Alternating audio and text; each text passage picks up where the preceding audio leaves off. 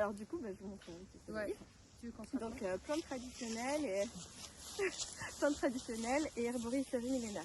Donc le livre se présente de différentes manières. C'est-à-dire qu'au début, j'ai abordé le choix des plantes. Déjà parce que on ramasse pas n'importe quelle plante pour faire des recettes, pour créer des infusions ou tout simplement pour la plante médicinale. Hein.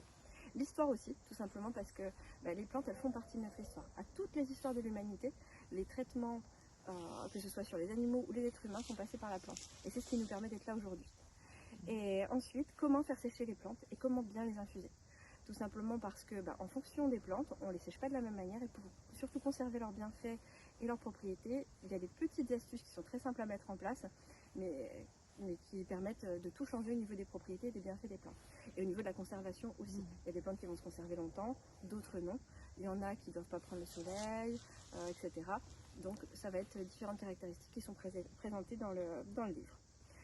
J'aborde aussi des notions d'alimentation dedans, puisque la santé ne passe pas uniquement par les végétaux, mais ça va avec une manière de vivre, hein, voilà, pour être bien avec soi-même. Donc l'alimentation, mais aussi les principes de digitoponcture, donc tout ce qui est les points corporels qu'on peut travailler également et qui vont s'associer au travail des végétaux.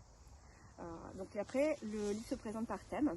C'est-à-dire que je vais proposer des thèmes, des recettes drainage, des recettes pour la digestion, des recettes pour aider au sommeil, des recettes qui vont permettre de mieux gérer le stress, qui vont aborder les notions de circulation, etc. etc. J'y aborde aussi l'équilibre personnel et l'équilibre émotionnel qui intervient énormément sur la santé et sur les bénéfices que les plantes vont pouvoir accorder, puisque c'est une symbiose, hein, tout est important.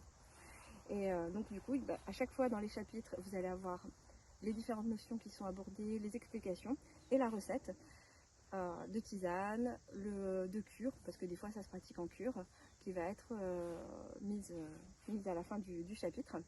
Les recettes, elles sont faciles à pratiquer. Alors il y a plusieurs manières de les fabriquer, soit en cueillant les plantes dans la nature, si vous avez l'expérience de la cueillette sauvage.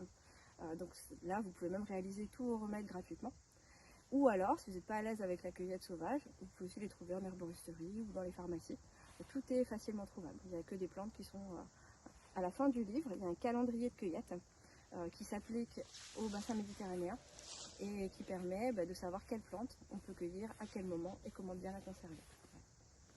Voilà. Ça allait mon explication. Merci.